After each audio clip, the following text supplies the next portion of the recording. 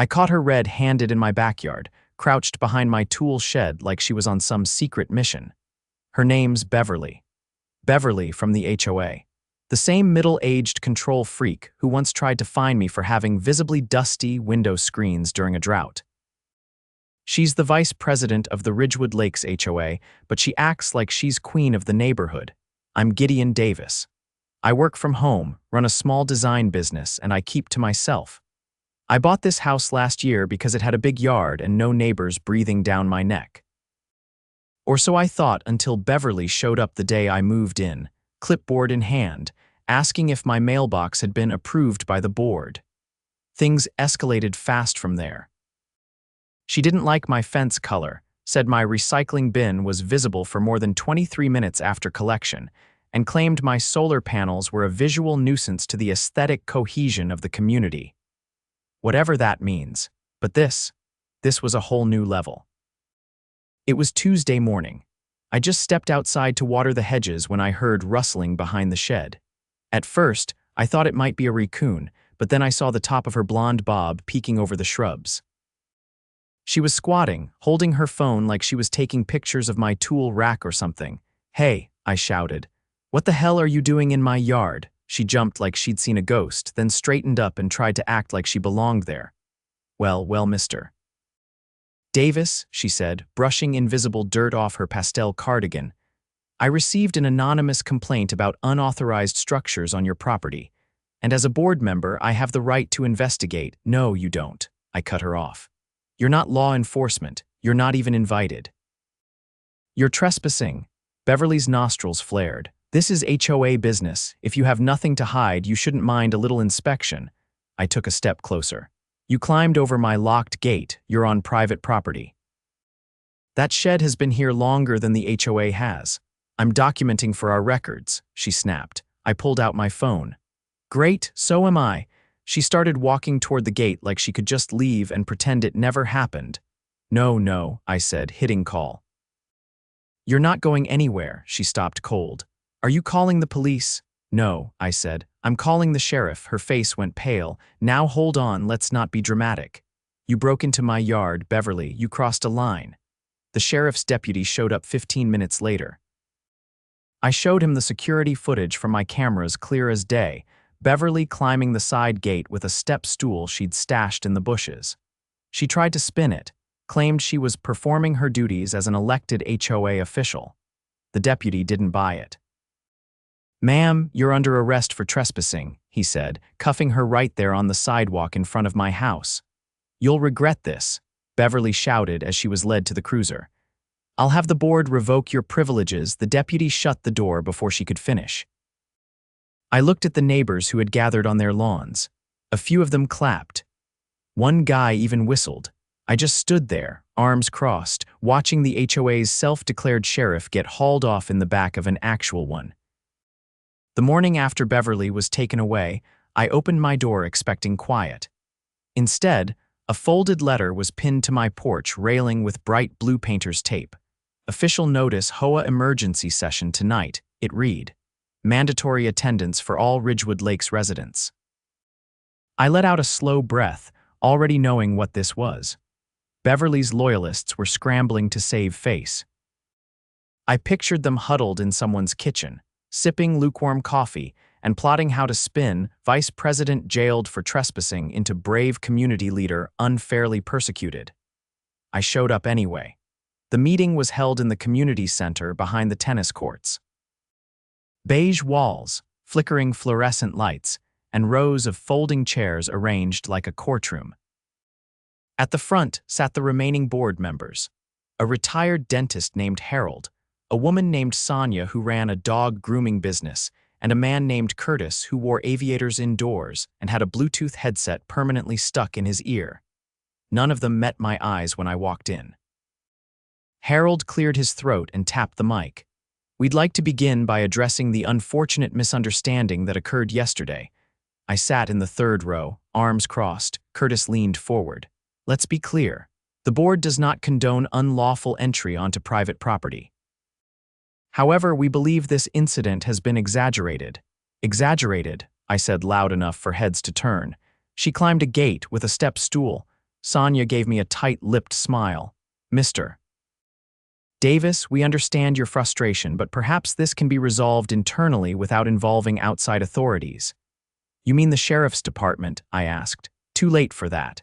A few neighbors shifted uncomfortably. Not all of them looked like Beverly disciples. I noticed Mrs.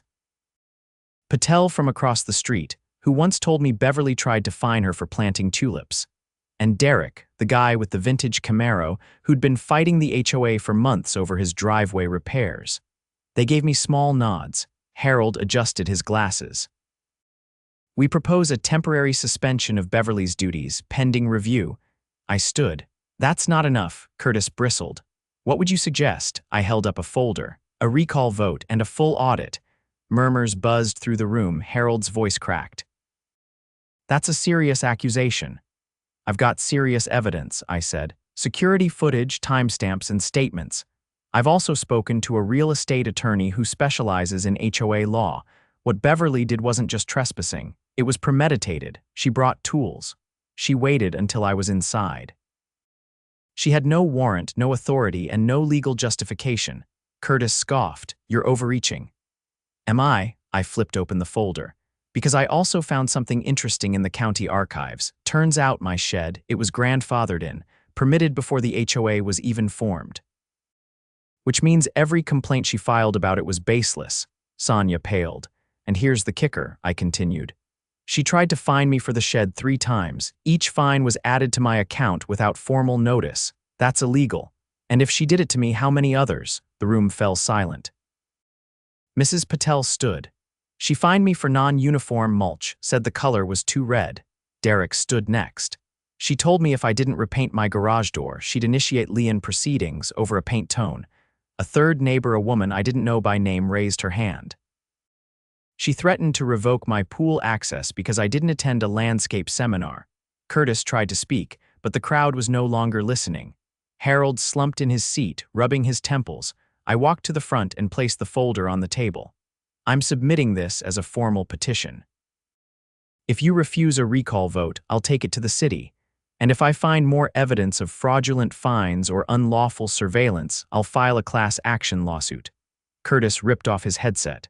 This is outrageous. You think you can just march in and dismantle years of policy? No, I said. But I can dismantle abuse. The meeting dissolved into chaos. Half the room stood with me. The other half either looked stunned or quietly slipped out. The board didn't officially adjourn. People just started leaving, talking in low voices, exchanging numbers. 2 more residents came up to me with their own stories, one about a fake landscaping citation, another about unapproved surveillance footage being emailed to the board. The next morning, I got a call from Deputy Briggs, the same one who arrested Beverly. She's out on bond, he said. But you should know she tried to request a restraining order against you. I blinked. For what? Reporting a crime, exactly, he said. Judge threw it out immediately, but it gets better. Her arrest triggered a background check. Turns out she had a sealed misdemeanor from 6 years ago. Fraudulent use of personal information. It's not technically related, but it's enough to request a deeper audit if there's a pattern. I thanked him and hung up. That afternoon, a letter appeared in every mailbox in Ridgewood Lakes. Not from the board, this one came from the county clerk's office. It announced an open investigation into Ridgewood Lakes HOA for potential misuse of authority, unlawful fines, and violation of state homeowner protection statutes. By evening, Harold resigned. Curtis tried to play it cool, but someone leaked an email he sent to Beverly 2 weeks earlier. In it, he told her to do whatever it takes to get my non-compliant structures removed. That email alone was enough to trigger a formal ethics review. I spent the rest of the week helping neighbors organize their own records. We scanned letters, fines, notices, everything. Sonia tried to claim she had no knowledge of Beverly's actions, but a neighbor dug up a video from last Halloween where she and Beverly joked about catching violators in the act while handing out candy. By Friday, our petition had 72 signatures, enough to force a special election. Beverly hadn't shown her face since the arrest. Her house sat dark, blinds drawn, but the damage was done. The neighborhood had seen what she really was. And once the audit began, things were only going to get worse for her and anyone who covered for her. I wasn't trying to be a hero. I just wanted to mow my lawn and run my business without someone lurking in my bushes. But when people like Beverly cross the line, someone has to push back. And this time, it wasn't just me. It was the whole damn street. 3 days after the petition went public, I got a certified envelope taped to my door. It was from a law firm, Patterson, Wexler and Gann, the same firm Beverly had name dropped at a previous HOA meeting, back when she was still parading around like she was untouchable. Inside was a cease and desist letter on thick ivory paper, accusing me of libelous action against the Ridgewood Lakes Homeowners Association and its duly elected representatives. They even slipped in a veiled threat about potential civil liability. I read it twice, then laughed. They'd gone from trespassing to trying to silence me with legal intimidation. Classic. What they didn't know was that my cousin, Vanessa, happened to be a litigation paralegal for the state attorney's office. I sent her a photo of the letter, and within the hour she called me from her office downtown. "Gideon, this is textbook strategic lawsuit against public participation. It's called a slap suit, illegal in this state. Can I respond with a letter of my own? Better," she said. "File a counterclaim. You've got documentation, community backing, and now a pattern of retaliatory behavior. Let me make a few calls." By the next morning, Vanessa had connected me with an attorney named Marcus Lynn, who specialized in HOA abuse litigation. Marcus had a calm, surgical way of speaking, like he'd already won the case before we filed anything. He asked for copies of every letter, every fine, every board notice I had. I handed over 2 folders and a flash drive. He smiled when he saw the security footage. "This is gold," he said. But I think we've only scratched the surface. Meanwhile, something strange started happening in the neighborhood. Several homeowners who'd quietly supported the recall suddenly withdrew their names from the petition. One woman, Clara, who had initially shared her own story about being fined for irregular garden edging, wouldn't even make eye contact at the community mailbox. Another neighbor, Trevor, had his petition signature crossed out in red ink on the public copy taped to the clubhouse board. I knocked on Trevor's door that afternoon. He opened it just a crack. "Gideon, I can't talk right now." "Trevor, what's going on?" He looked over his shoulder before whispering, "Someone slid a letter under my door, said my roof shingles were out of compliance. Told me if I didn't withdraw, they'd send a notice to my mortgage lender." "That's blackmail." "I know. But I've got 2 kids and a second mortgage. I can't risk it." I left without pushing him further, but my blood was boiling back at home. I pulled up the HOA's official website. There was a new post, unsigned, reiterating that unauthorized claims against board members may result in legal action or community sanctions. They were trying to scare people, and for some, it was working, but not for everyone. The following night, I hosted a quiet meeting in my garage. No official invites, just word of mouth. 7 neighbors showed up, including Mrs. Patel, Derek, and a retired Marine named John who lived 2 streets over. He brought a manila envelope full of documents. "These are from the last 5 years, John said, spreading out records on my workbench. "I've been keeping copies of every fine, every notice, every budget report they've issued. Something never added up." He pointed to a line on the annual budget. "Maintenance reserve $96,000. That number's been the same for 3 years. No increase, no decrease, but we've had repairs. Fences, sidewalks, even the clubhouse roof." "Where's the money going?" Derek leaned in. "We should get a forensic accountant." "I already did," John replied. "My niece is certified. She reviewed all of this and found 2 things. 1, the HOA is collecting more than it's spending. 2, there are unexplained withdrawals from the operating fund every quarter." "How much?" I asked. "Over $20,000 per year, transferred to a secondary account supposedly for legal contingency." "That would explain the law firm," Mrs. Patel said. "They're using our dues to defend themselves against us." Marcus reviewed the financials the next morning. He filed an emergency motion with the county court to subpoena the HOA's banking records. That same afternoon, the sheriff's office called me again. "This is Deputy Briggs," he said. "You've got a moment, sure?" We executed a search warrant on the HOA's file storage based on financial misconduct. We found something else." He paused. "There are surveillance documents, logs, photos, not just you dozens of residents. Some of them taken at night through windows." I sat down hard.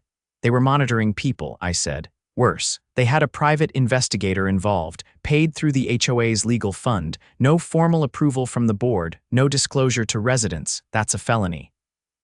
"Multiple, actually. How many people knew?" "Looks like just Beverly and Curtis. Maybe Sonia, though she's claiming ignorance." That night, it was on the local news. Local HOA accused of illegal surveillance and embezzlement. They didn't name Beverly directly, but the footage showed her house in the background as reporters filmed from the sidewalk. The sheriff's office arrested Curtis the next morning. He didn't go quietly. He tried to claim the surveillance was for security purposes, but the footage told a different story. One of the files showed him photographing a teenage girl through her bedroom window. Her mother pressed charges immediately. The board collapsed within 48 hours. Sonia resigned via email. Harold didn't even bother to comment. The county announced a full takeover of Ridgewood Lakes HOA operations until a new board could be elected under court supervision. And Beverly, she skipped town. According to Briggs, she left in the middle of the night, packed a U-Haul and drove east. Her house was officially listed for sale 3 days later, as is, with all HOA privileges suspended pending litigation. I stood on my porch that morning, coffee in hand, watching the for sale sign twist in the breeze. John walked up with a grin. "Guess Queen Beverly didn't like the taste of her own medicine." "She'll be back," I said. "Court doesn't care where you run," he nodded. "Still, it's good to see the street breathing again." In the weeks that followed, a temporary committee was formed, residents only, no titles, no power trips. Just neighbors making decisions together. We voted to remove all fines under investigation, suspended dues until audits were complete, and launched a community watch led by John. Marcus filed the class action paperwork on behalf of 34 homeowners.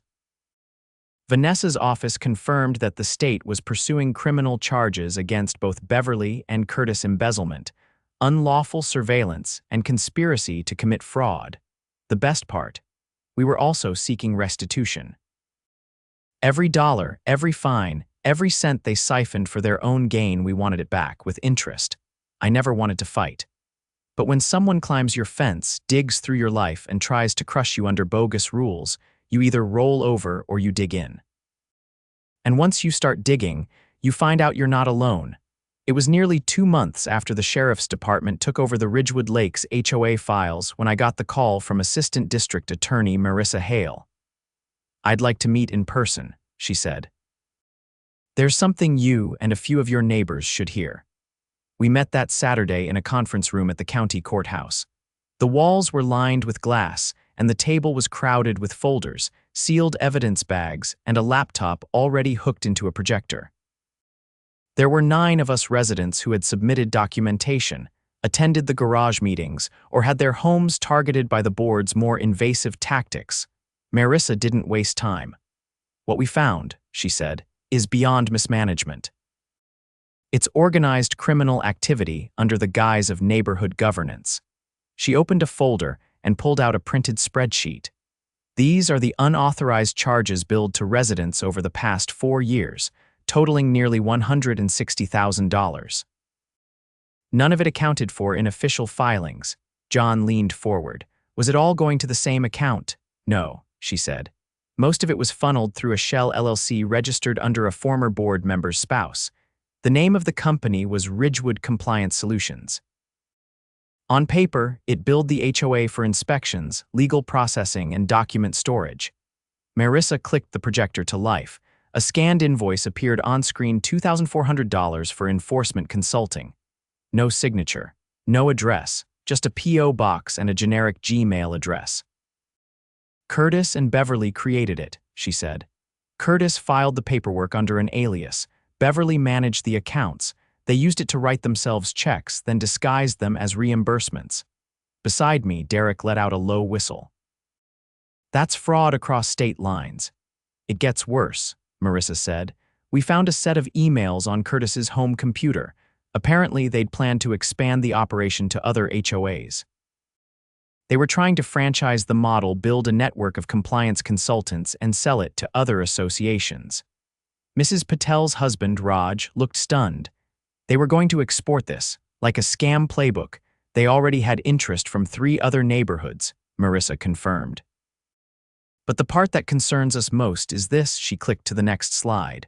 A photo appeared, grainy, taken from a low angle through a window, showing a child around 10 years old sitting at a dining table. That was taken by the private investigator they hired. No warrant, no consent. Just a camera in a parked car out front.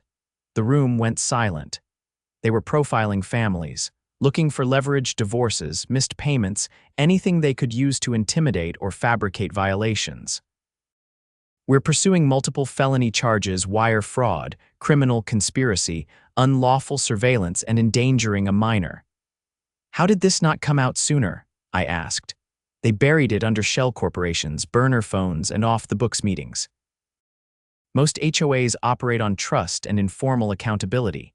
It gave them room to maneuver. John crossed his arms. So what happens now? Marissa turned to us. We're filing a RICO case, Racketeer Influenced and Corrupt Organizations Act. It's rare in cases like these, but the scale and structure qualify. Anyone involved knowingly will be prosecuted. And the victims? Raj asked. We're working on restitution. We'll freeze assets and file civil recovery suits, but we'll need all of you to testify. We all agreed. 2 weeks later, the court hearings began. Curtis was the first to appear in an oversized suit and cheap loafers, flanked by 2 silent attorneys. He pled not guilty, but the prosecution was ready. They had emails with his real name attached to LLC filings, surveillance tapes showing him receiving cash withdrawals, and recorded HOA meetings where he mentioned enforcement partners that didn't officially exist. Beverly didn't appear at the initial arraignment. She was arrested in another state, trying to withdraw funds from a small regional bank under a fake name. She dyed her hair and was using an ID with her middle name and a forged address. The local news ran the story for a week straight. HOA Queenpin caught in cross-state fraud web. Back in Ridgewood Lakes, the atmosphere had shifted. The properties still looked the same: lawns trimmed, hedges neat, but the tension was gone. People lingered outside, waved more often, even organized a block party for the first time in years. That night at the party, John handed me a cold beer and nodded toward the clubhouse. Funny how quiet it is now that no one's looking over your shoulder with a clipboard. I laughed. You think anyone's going to volunteer to be on the new board? Oh, there's a line, he said. But they're doing it right this time. Term limits, transparency rules, mandatory financial audits, and no more gate hopping. A few feet away, I saw Mrs. Patel talking with a younger couple who had just moved in. She was laughing, something I hadn't seen her do in months. Marcus, our attorney, approached holding a manila envelope. The county approved the restitution process, he said. They're issuing checks to every resident who was wrongly fined or overcharged. The first batch goes out next week. How much are we talking? Depends on the person. Some folks are getting $2,000, some are getting over $10,000. And the criminal cases, moving fast. Curtis took a plea deal, 10 years, no parole. Beverly's fighting it, but with the surveillance charges and her running from the state, she's looking at more. Might be 15. Across the street, someone lit sparklers. Kids ran around with glow sticks and someone turned up a speaker playing old soul music. I looked around, taking it all in. No more surprise notices, no more threats taped to mailboxes. No more self-important board members lurking behind sheds with their phones out, just neighbors, talking, laughing, living. Marcus handed me the envelope. Also, the judge signed off on the civil settlement. You're getting a separate payout. I opened it. Inside was a letter stating the amount and a check attached to the back. I blinked twice. Is this right? He nodded. You were the primary complainant, and your footage and documentation made the criminal case possible. That's your reward for making noise. I didn't do it for money. No, he said, but you deserve to be made whole. I shook his hand and pocketed the envelope. Across the yard, Derek raised his glass in a silent toast. I raised mine back. Later that night, after the music faded and the kids had gone inside, I stood out on my front lawn. The wind was soft and the street was quiet. The gate Beverly had climbed now had a new lock. Not because I was afraid of anyone getting in, but because I finally had the peace of knowing no one was trying. The HOA was no longer a shadow government. It was a community committee held accountable. The clubhouse had a new sign: Ridgewood Neighbors Association. No titles, no hidden fines. Just people, finally free to live without fear of their own street. And all it took was catching one bad actor with a phone, a fence, and a little too much power.